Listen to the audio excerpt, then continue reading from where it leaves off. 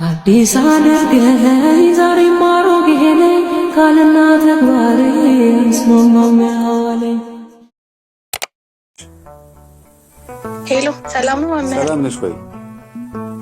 እግዚአብሔር ይመስገን። በጣም ደንግጫለሁ። ድንገት ስለሆነ የመጀመሪያ ነው እና ስሞክርልህ። አይ ልምድ አለሽ እኮ አንቺ። በውስጥ በኩል አግኝቼሻለሁ ልበል? ከእስልምና የመጣሽ ልጅ ነሽ አይደል? አዎ በአካል ነበረ 2014 ላይ።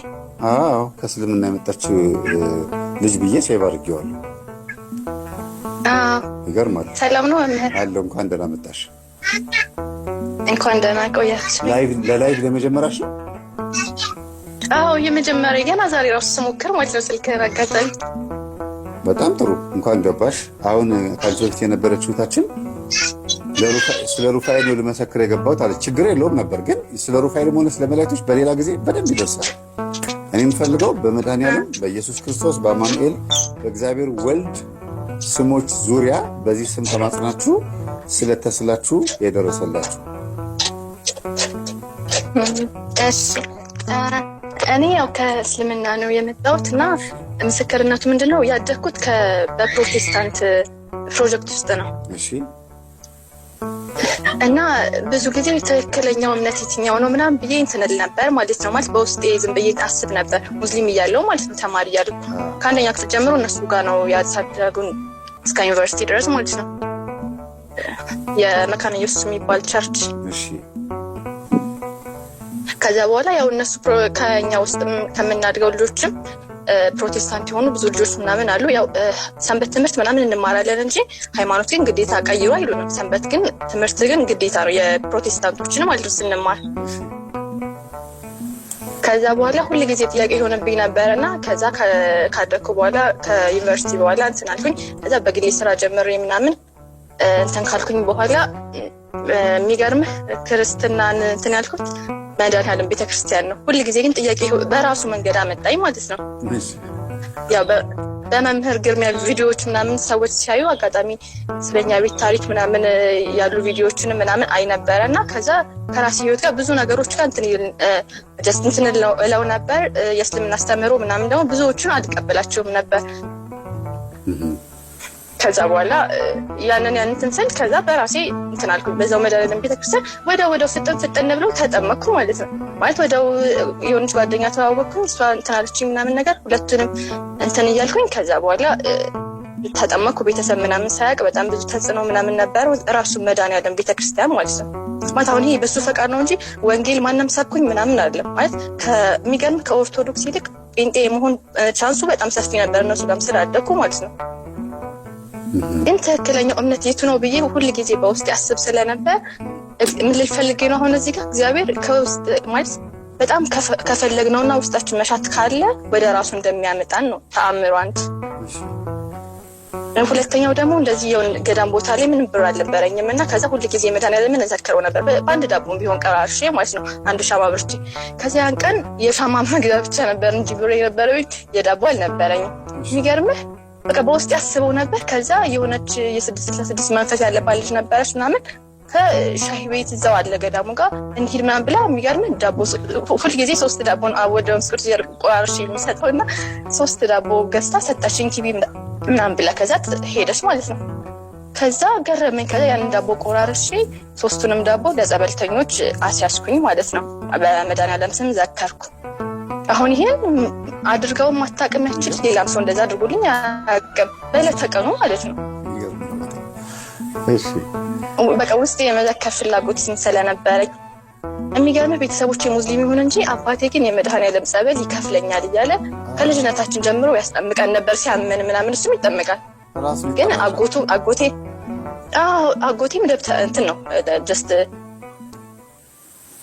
ጠንቋይ ነው የሚባለው ኮከብ የሚቆጥር እንደዛ አይነት በጣም ቤተሰባችን ስብስብ ያለ ነው። የሚገርመው በጣም ከባድ ነው።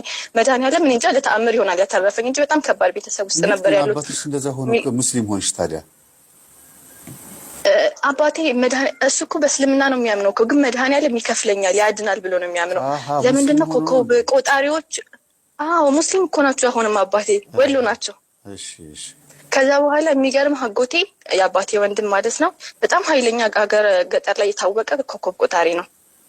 እና እሱ የሆነ ሲያመንም አባቴም ሲያመው ምናምን መድኃኔዓለም ጸበል ሄደህ ተጠመቅ ክፍልህ እሱ ነው ይለዋል ማለት ነው። ግን መምህር እዚህ ጋር አንድ ጥያቄ ልጠይቅህ የፈለኩት የሆነ ሰዓት ላይ እንደዚሁ አጎቴ ጠንቋይ አጎቴ መጥቶ ምን አለው እኔ ክርስቲያን መሆኔን ሲሰማ ማለት ነው ከአንቺ እኮ አባቴ አስም ምናምን በጣም ያመዋልና ለአባትሽ ክርስቲያን ቢሆን ይከፍለው ነበር አሉ። ምን ለማለት ፈልገው ነው? ማለት ከበሽታው ይድን ነበረ ምናምን ብሎ አውርቶታል። ከዛ አባቴ ደግሞ አውረኒ በስተርጅና ማንተን አይደለም እዚሁ ከሞትኩም ድሞት እንጂ እዛው እስላም ሆኖ ማለት ነው። እና መድኃኔዓለም ምናልባት ለአባት ይከፍለኛል እያሉ ነበር። ይከፍለዋል መደገስ ሳይሆን እኮ መጠመቅ ነው ጸበል። በቃ የትም ቦታ ቢሆን አሁን አንተ ጸበል ነው ካልከው በጣም ያምናል። እንደ ሌሎች ሙስሊሞች ወንድሜ በጣም አክራሪ ነው። ክሯን ካልበጠሰችው ላይ ቤቲ እንዳትመጣ ሁላ ብሎ እየዛተብኝ ሰው የነበረ ነው። የሚገርምህ ማለት ነው። እሺ አባቴም ደግሞ ያው እንትን ማለት ጥላቻ ምናምን የለውም፣ ግን በጣም ዱዓ ይደረጋል። ዶሮ ይታረዳል። አዲስ ቤት ራሱ ሰርቶ ሲገባ በደም ነው መሆን ያለበት ተብሎ ዶሮ ታርዶ ምናምን ነው የገባው ማለት ነው። የሚገርም አባቴ እንደው በጣም ለቃሉ ይከብዳል፣ ግን ያው መድኃኔዓለም ስለፈቀደ ልናገረው ከ15 ሴት በላይ አግብቶ ፈቷል። በስላሴ እዲ አሁን ይሄ ማርያምን እኔ ከ15 አሁን ራሱ አንደኛይቱ ነበረች። እሷንም እንደዚሁ ለእሁድ ቀጠሮ ተደርጓል። በቃ እቃዬን ወስዳለሁ ምናምን ብላ ማለት ይመስለኛል። ራሂሎም አለችበት እንዲያገባ ማትፈልግ ብዙ ጊዜ በህልሜ ቀይ ሴት ትመጣለች ምናምን ያለ ሲያወራ የምሰማዋለሁ። ሌላው ደግሞ መምህርዬ በጣም የሚገርመኝ ክርስቲያን ከሆንኩ ወደዚህ ማለት ነው አባቴ ታሞ የጅብ ጥርስ ከገጠር ሂደሽ አምጪ አለኝ ማለት ነው። እሱም ሄድ አልቻለም ነበር። እኔ ብቻ የመጨረሻ ልጅ ነኝ። እኔ ላከኝ አጋጣሚ ከሌላ ሀገር መጥቼ ነበር ማለት ሌላ ቦታ ነው እሱ የሚኖረው ወሎ ነው። እኔ ደግሞ ለስራ ሌላ ቦታ ነበርኩ። አጋጣሚ እሱ ጋር ስመጣ ማለት ነው ከዛ ያንን የጅብ ጥርስ ይዤ ከገጠር ሂጄ ከዛ በኋላ የትራንስፖርት ሰጥቶኝ ምናምን ገጠር ሂጄ ከዘመዱ ተቀብዬ ለመጣሁኝና ለ3 ቀን ጨለማ ክፍል አድርገህ እንትን በለው ሙቀው ብሎታል ለአሞት ማለት ነው። ከዛ ያን በብረት ምጣድ ተቀጥቅጦ ማለት ነው። ከዛ እኔ ደግሞ ክረምት ነበር ያኔ ስራ አልነበረኝም ቤቶኝ ስልክ ምናምን ከዛ ማታ ተኝቼ ምናምን እሳት አያይዝልኝ አለኝ። ሚስትም ያው ተፋቷል እንደነገርኩ መፋታት ማግባት ስራው ነው። ከዛ በኋላ እንደዛ ቀጠቀጠውና በብረት ምጣድ ያንን በንጹህ ብረት ምጣድ ያንን የጅብ ጥርስ ከዛ በኋላ አጤሰው ማለት ነው። ከዛ ሙሉ መስኮቱን በሩም ተዘግቶ እኔ ተኝቻለሁ ታጠነው። ከዛ በኋላ ስልኬን እንኳን ስነካካ እሱን ስልክ አጥፊ ማብራት አታብሪ ምናምን ይለኝ ነበር።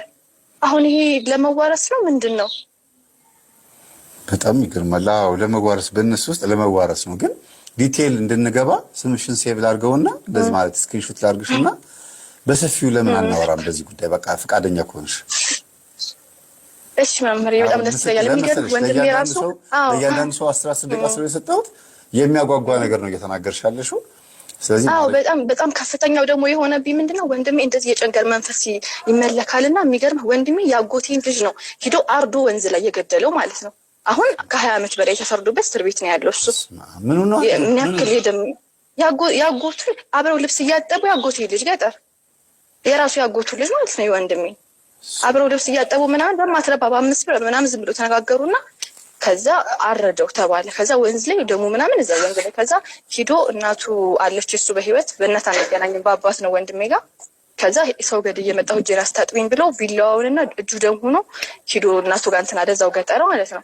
ከዛ በኋላ ሰው ደንግጦ ምናምን ሲጫጫ እዛ ያው ጎራ ላይ ሆኖ ሲጠራሩ ምናምን ከሌ ሞታል ምናምን ሲባል ሲፈላለግ አይተነዋል። ስሙ ሊነገር ነበር ይቅርታ። እሱ አይተነዋል እንደዚህ ሆኖ ደም ሆኖ እጁ እና እሱ ነው የገደለው ምናምን ተባለ። የእንትና ልጅ ምናምን ተባለ። ከዛ እናቲቱ ስትጠየቅ የሚገርምህ እሱ እጁን ታጥቦ በቃ የሆነ አይምሮውን ስቷል ልጁ ያው ደምም እንትን ስላለ ሮጦ ትቷት ሄደ ማለት ነው። ከዛ መተው ሲጠይቋት አዎ የኔ ልጅ ነው የገደለው አለች። እሷ ደግሞ የሚገርምህ ፈራጅ ናት፣ እየዘቀዘቀች የምታይ ናት ማለት ነው። እኛ ሳንወለድ በፊት ነው እሷን ያገባው አባቴ። አሁን እሷ በህይወት አለች፣ የእኛ እናት ሞታለች እና አሁን እስር ቤት ነው ያለው።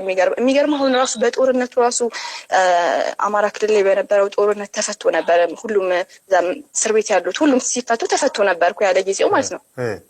ከዛ ያው ልጁ የሚሄድበት ስላልነበረው የሰይጣንን ክፋት ነው የምነግር። ልጁ የሚሄድበት ስላልነበረው አባቴ ጋር መጣ። ከዛ አባቴ ጋር እየኖረ የሆነ አርዳሃለሁ እንደዚህ እልሃለሁ ቤቱ የኔ ነው በኔ ብር ነው የተሰራው ያለ ጸብ ጀመረ በጥቃቅን ነገር። ከዛ የሚገርም አባቴ እንግዲህ የተፈታ ልጅ አሁን እንደገና በቃ ጸበል አሁን ሙስሊም ክርስቲያን ቢሆን የነቃ ቤተሰብ ቢሆን እኔ ወይ እዛው አካባቢ ቢሆን ያንተን ትምህርት በሰዓቱ ከታተል ስለነበር አንድ ቦታ እንዲታሰርና ገዳም ገብቶ እንዲጠመቅ አድርግ ነበር። አልነበርኩም ያን የሚገርምና አባቴ ወስዶ ለፖሊስ እጁን ሰጠው። ከዚህ በፊትም ሰው ገድሎ ታስሮ ነበር። አሁን ደግሞ እኔን እንደዚህ እያለኝ ነው ብለው እንግዲህ የራሱን ልጅ በሰበብ የተፈታ ልጅ አሁን እስር ቤት አስገባው መልሶ ማለት ነው። ያደርገዋል ለምሰሽ አድርጎታል።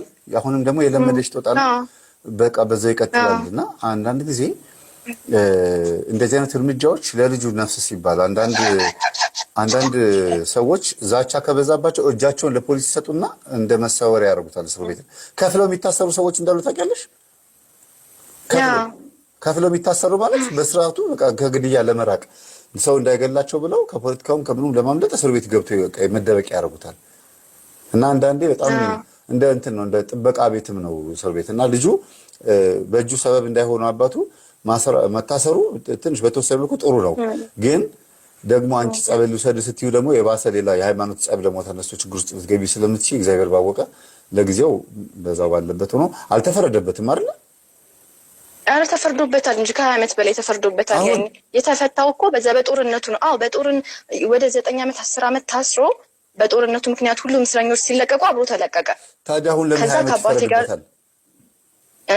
ያሁኑን አላቅም። ዝም ብለው ነው ያስገቡት። ያው ያም ኬስ ስላለበት ምናልባት ሊጨምሩት ይችላሉ ብዬ ነው እንጂ አሁኑን አላቅም። ያው ስልክም ስለሌለ አይ አሁን ወይ ከቤቱ እንዲርቅ ከአካባቢው እንዲርቅ ይደረግ ይሆናል እንጂ እንደዛ አይፈርዱበትም። ግን በቃ እጅ ላይ ደም ከለመደ በጣም መጥፎ ነው። በጣም ከባድ ነው።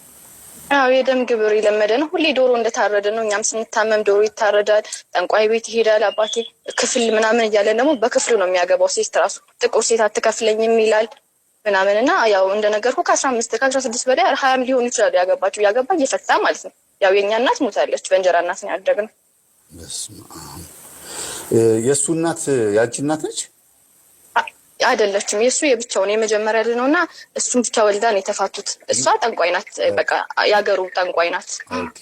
ስለዚህ የእናቱ መንፈስ በትክክል ራሄል ሆነች ማለት ነው። በላይ ያለችው መንፈስ አዎ ይሆናል። ራሄል ወሃቢ እንትን ሮሃን ማነው ማንም ትባላለች በእስልምና ውስጥ ደም የምትወድ መንፈስ ሮሃኒያ የምትባል ሴት ዛር አለች።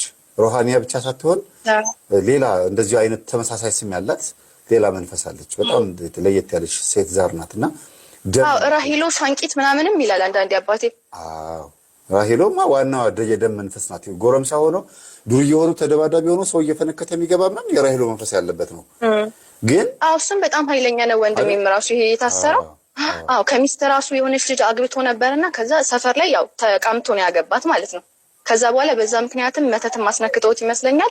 ሾፌር ነበረ። ያን ሁሉ ትቶ ነው እኛ ቤት መጥቶ ይሁን እንደመቀወስ ብሎት ነበረ ሰው ሳይገድል በፊት ማለት ነው። የሚገርምህ ከዛ ያቺ ልጅ አረብ ሀገር ስትሄድ አብረው ነበረው። ከዛ እሱን የሆነ መድኃኒት አስነኩትና ከዛ ያኛው መድኃኒት ያስነካው የራሱ አረጋት። ከዛ ይሄኛው እንደማበድ ነገር ብሎ እቃውን ሁሉ ምናምን ትቶ ከነበረበት እኛ ጋር መጣ። ታሪኩን ሁሉ አባቴ ሄዶ ነው ያጣራው እንደዚህ መሆኑን ማለት ነው።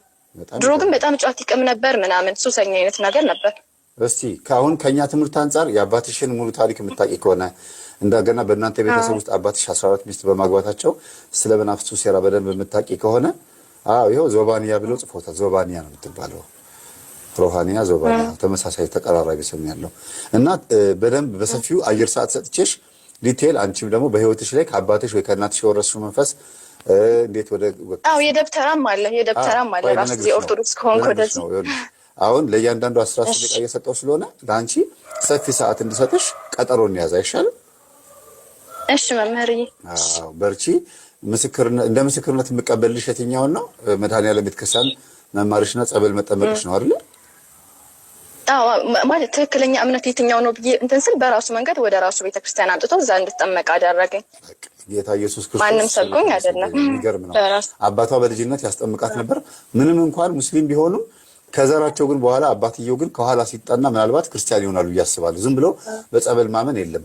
የሆነ የክርስቲያን ቤተሰብ ዘር ይኖራቸው ይሆናል እና አንዳንዴ የሆነ ቦታ ላይ ስታክ ያደርግና ሙስሊም ይሆናሉ እንጂ ወደኋላ ሲታይም ክርስቲያን ናቸው። ወደፊት ሲመጣም ደግሞ ክርስቲያን መሆናቸው አይቀርም። መሀል ላይ ነው ትንሽ ዘብረቅ የሚለው እና እህታችን በጣም እናመሰግናለን። የሚገርም ነገር ነው የነገርሽኝ። አባትሽ በተለይ የወንድምሽ በጣም የሚዘገን ነገር ነው። ከዚህ በኋላ ያለውን ህይወቱን እንግዲህ እግዚአብሔር ካልተረከበው በስተቀር ከባድ ነው የሚሆነው ከእስር ቤት ከወጣ እና እንገናኛለን። አመሰግናለሁ የኔ እህት። እሺ መምህር ያመሰግናለሁ። ደውልልሻለሁ። ሴቭ አድርጌዋለሁ። እሺ ምንድን ነው?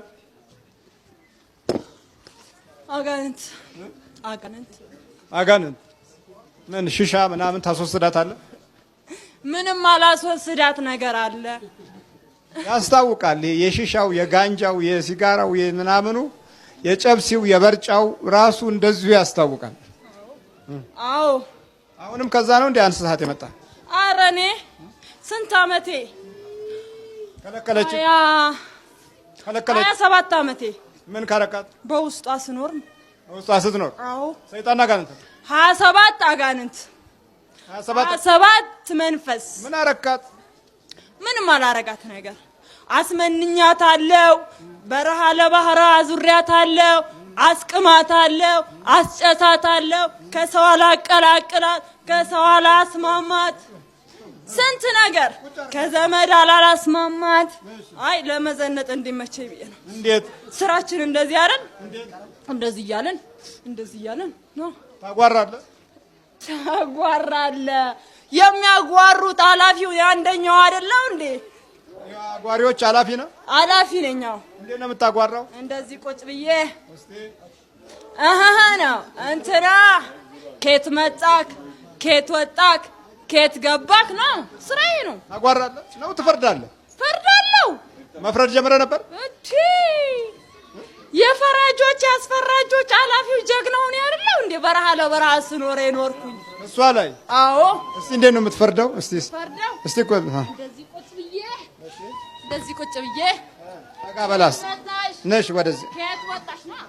ከየት መጣሽ? ከየት ወጣሽ? ፊቱ ወደ ጓደኞቼ እዚህ ውስጥ ጉዳችሁ በላ፣ ኃላፊያችሁ ተያዘ፣ ጉዳችሁ ፈላ፣ ዋናው ተያዘባችሁ። ኃላፊ ነህ ማለት ነው? ኃላፊ ነኝ፣ ኃላፊያቸው ነኝ። ምንድን ነው የምትፈርደው? አሁን እኔ ቆይ በግ ቢጠፋኝ ምን ትለኛለህ? በግ ቢጠፋ አባባ አቶ እንትና ኬት ከዚህ ቦታ የመጡ እንደዚህ አይነት በግ ጠፍቶብህ አይደለም እኔ ጋር የመጡት ነው። የት አገኘዋለሁ ቢጠፋ? በዚህ ቦታ በእንደዚህ አይነት መንገድ በእንደዚህ አይነት ሰፈር ላለሁ። ከዛስ ነግራለሁ። ታገኛለህ። ስታገኝ በግህን እየጎተት ጌታ እያልክ ትመጣለህ። ታዲያ እንዴ በገን እየጎት ሁሉ ህዝብ እኮ አስመሳይ ህዝብ ነው። ይሄ ሁሉ አስመሳይ ህዝብ ነው። ጠዋት ቤተክርስቲያን ይላል፣ ቤተክርስቲያን ይሄዳል፣ ሌሊት ሲያጓራ ያድራል። ቃልቻ ቤት፣ ጠንቋይ ቤት እኛ ጋር ነው። እንዴ ነው የሚያጓራው? እስቲ ቁጭ ብሎ ሲያጓራ፣ እስቲ በላጓራ እናሳየን። ዱአይ ሲል አሜን አሜን ሲል ያድራል። ጠዋት ስራው ይሄዳል፣ ቤተክርስቲያን ይሄዳል እያለ እንዴት እያለ እንደዚህ እያለ አስመሳይ ህዝቡ አስመሳይ ህዝብ ነው። ውሸታም ሁሉ። እንዴት አወቀው? እንዴት አወቀው? ስራዬ አይደል እንዴ? ስራዬ ነው፣ አውቀዋለሁ። እኔ ራሴ ውሸታም አይደለም እንዴ? እኔም ውሸታም፣ ህዝቤም ውሸታም። በቃ አንተም ውሸታም፣ ህዝቤም ውሸታም። አዎ በቃ ህዝቡን ለምን ተለማመድከው? ክርስቲያን አይደል እንዴ? ክርስትና ድሮ ቀረ። ክርስትና ድሮ ቀረ። ድሮ በማ ጊዜ ቀረ? እስቲ በአባቶቻችሁ። መቼ? ድሮ ነው። ድሮ እንዴት ነው ስታጓራ? እስቲ እንዴት ነው ድሮ? ምን አድርጎሃል? ቆይ ድሮ ምን አድርገውሃል? ምን አድርገው ካል ኧረ ምን ያላረጉን ነገር አለ? ተናግረው ሳይጸልዩ ደግ ነገር ሲናገሩ እኛም እንፈራለና አንጠጋቸው። ይሄኛው ገና ስናያቸው እኮ ነው ደስ የሚለው። አዎ ገና ስናያቸው ደስ ይሉናል። ውስጣቸው ባዶ ስለሆነ ነው። ባዶ ማለት ምን ማለት ነው? እንጀራ ይበላሉ። ቆይ እንጀራ ይበላሉ፣ ስራ ይሰራሉ። ሳይንስ፣ ባዮሎጂ፣ ኬሚስትሪ፣ ፊዚክስ፣ ማትማቲክስ የተማሩ ናቸው። ሌላ እምነት ሌላ፣ ይሄ ሌላ። አንድ ሰው እምነት ካለ በእምነቱ የጠነከረ ካለኛ ማን ተጠጋም እሺ አዎ አንዱ ባዶ ከሆነ ዘው ብለን መግቢያ እናገኛለን ሰተት ብለን ግብት ነው በ12 አካላቱ ተዋውደን ቁጭ ተዋውደን ቁጭ ከዛ ታጓራለህ አጓራለሁ አስጓራለሁ አጓራና አስጓራስ ላጓራ እንደዚህ ነው ወይ እንደዚህ ነው እናጓራ አንችልበትም እኔ እንጃ እኔ አላውቅም ምን አልባት ብዬ ነው እንደው ታቁ እንደውም ብዬ ነው ነገሩ አታቁም አጋንንት ነው አሁን ምን አርግ ነው የምትለኝ የመጣው በቃ አሁን ወደ ሲኦል ትገባለህ ገባ ወደ ሲኦል ነው የምገባው በቃኝ ተቃጠልኩ ታሰቃያ እሜ 27 ዓመት እለቃለሁ ልጇን ምን አርጋህ ምንም ኧረ ልጅ የላት አላገባች ከትምህርቷ አስተጓጎርኳት ውጭ ሀገር ሄደች ስትሄድ አረብ ሀገር ሄዳ 8 ወር አሳሰርኳት በ8 ወር በእድሜዋ ልክ 27 ነን በእድሜዋ ልክ ተነስቁም ቆማለሁ ለምንድን ነው እንዳታገባ ያረካት በቃ እኔ ነኝ ባሏ ባሏ አንተ አዎ ባሏም እኔ ሁሉ ነገሯ እኔ ነኝ አዎ እንዴት ባል ትሆናለህ እኔ በቃ እኔ ወንድ አይደለሁ እንዴ እኔ እኮ ያጋንንት ወንድና ሴት አለው እንዴ ዝም ብለህ እኮ አለው እረበስ አለው እንጂ ወንድ አጋንንት አለ የሴት አጋንንት አለ የሴት ሰይጣን አለ ስንት ነገር አለ አረ ተወርቶ አያልቁ አይ ሚስጥር ውስጥ አንግባ እንጂ ብዙ ነገር አለ ሚስጥር ውስጥ አንግባ ምንድነው ሚስጥሩ ብዙ ነው ተወርቶ አያልቅም ያጋንንት ጉዳይ አዎ በዚህ ዓለም ላይ ስንት አይነት አጋንንት አለ ስንት አይነት መንፈስ አለ ስንት አይነት አረብ ሀገር የገባህ የለም አረብ ሀገር የገባህ አረብ ሀገር ራሱ ሰይጣን ሀገር አይደል አረብ ሀገር የገባህ አለ ወይ ነው የምልህ እኔ ተከትያት ነው አይደል እዛው ድረስ እዛ ከሄድክ በኋላ ምን አረካት እዛ ትሄዳለች ትሰራለች አይሆንላት ትለፋለች አይሆንላት ከሰው አናስማማት ብቻዋን ዘላለሟን እንዳውሬ ብቻዋን ነው የምትኖረው እንዳውሬ እናቀላቀላት ሰው አትወድ ሰው አትጠጋ ወንድ አትጠጋ ሁሉን ነገር ለምን በቃኛ አለና እናንተ ምንድን ናችሁ እኛ ባሏንና አንድ ነው እኮ ባል የሚባለው ስንት ናችሁ ባሎቹ እኛ ባሎቿ 18 ነን ባሎቿ አዎ 18 አጋንንት አለ ሰው እጅ ስራ አለ መተት አለ አጋንንት አለ የቤት ጣጣው ከእናት ነው የመጣ ከአባት ነው ስምህ ማን ነው ያባት ግራኝ ይባላል ግራኝ ግባውና ግራኝ ነኝ ግራኝ ግባኝ ነው ወይስ ግራኝ ግባው ለምን እኔ ሌላ ነኝ እንዴ እኔ ሌላ ነኝ ራሴ ነኝ ቻልኩ አሁን ግራኝ ግባው የምትል የትኛው ነው ግራኝ የሚባለው ግራኝ አዎ ግራኝ አጋንንት ነው ግራኝ ሰይጣን ግራኝ የሚለው ከግራኝ ወረራ በኋላ የመጣ መንፈስ ነው ግራኝን በጦርነት ያበረታታ ሌሎችን ቲፎዞዎችን የሚያመቻች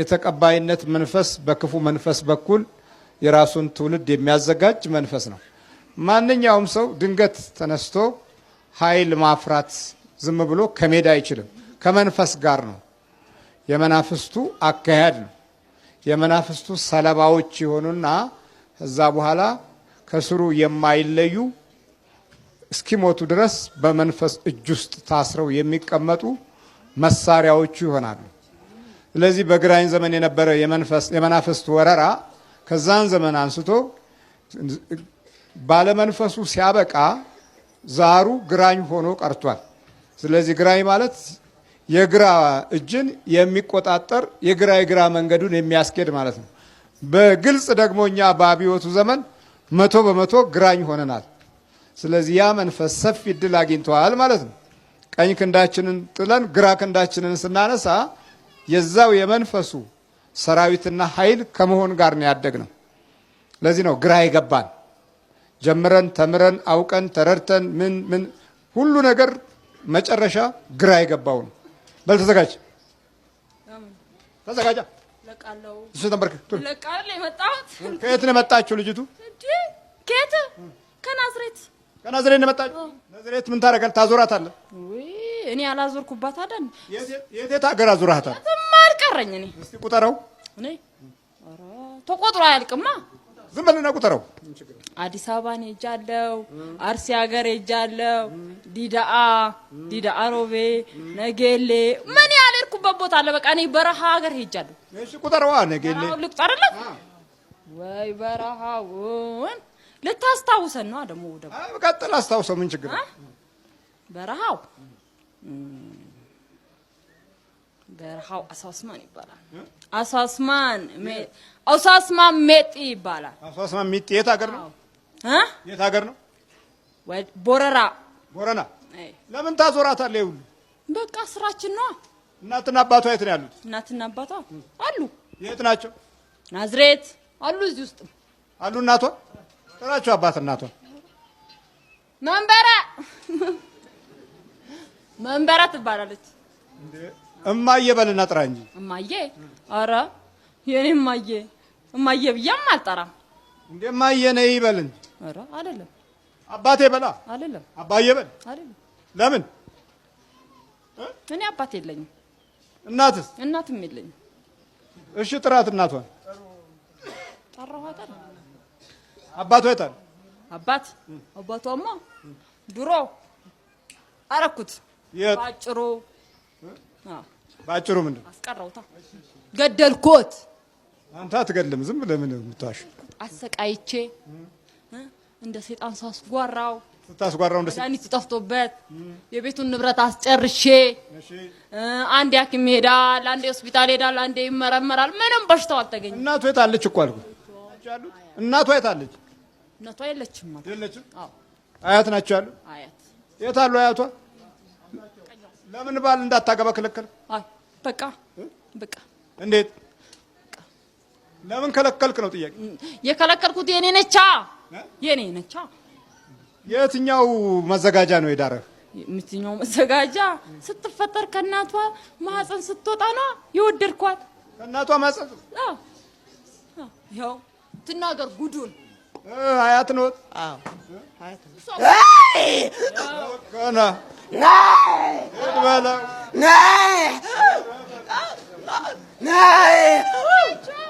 ጉዱን አወጣሁት ቀስ ብዬ። ኧረ በልና እባክህ።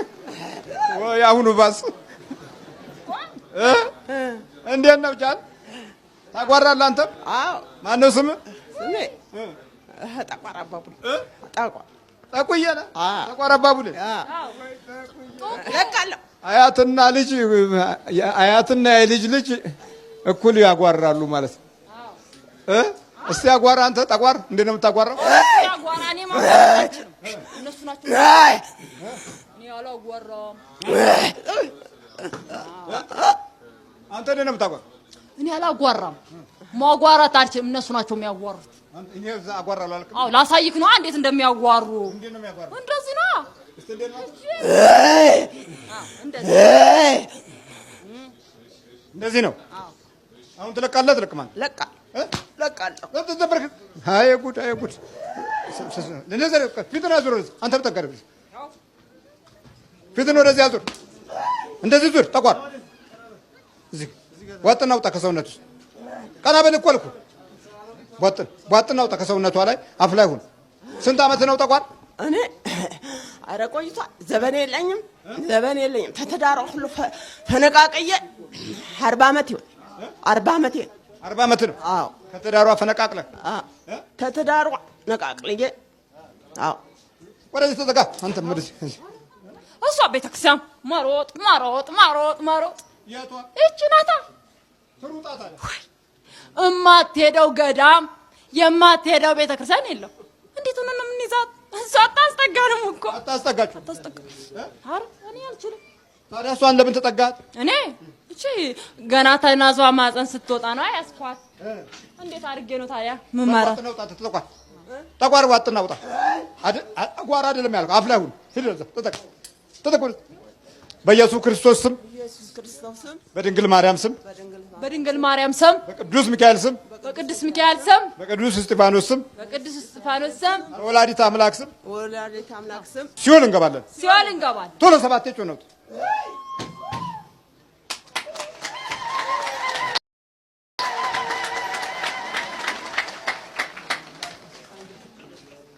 የነሱ